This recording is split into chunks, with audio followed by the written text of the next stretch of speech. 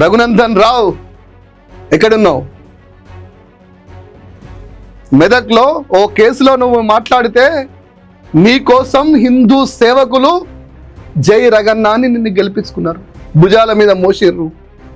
ఇలా ఇంకో అమ్మాయి, హిందూ అమ్మాయికి మోసం చేసిన నీ సహచార ఎంపీకి నువ్వు ఊడిగం చేసి ద్రోహానికి, అన్యాయానికి, అక్రమాలకు, ఆమెకైనా జరిగితే రేపు ఆమె సావుకి నువ్వు కూడా మౌనంగా ఉండి ఒక కారణమవుతావా రగన్న?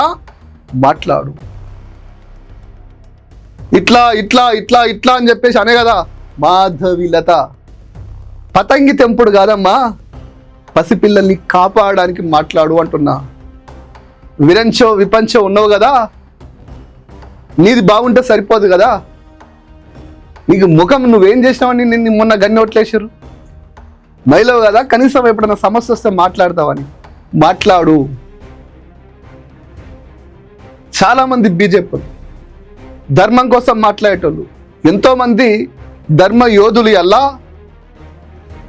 అస్త్ర సన్యాసం చేసి.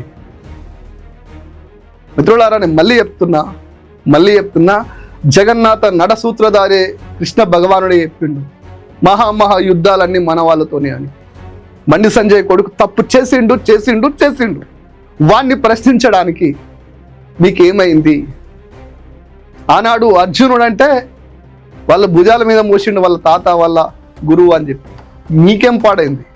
సంజయ్ ఏమన్నా బీజేపీ పార్టీ కోసం ఏమన్నా ప్రాణాలు పనంగా పెట్టిండా? బీజేపీ పార్టీ మీద గెలిచిండు.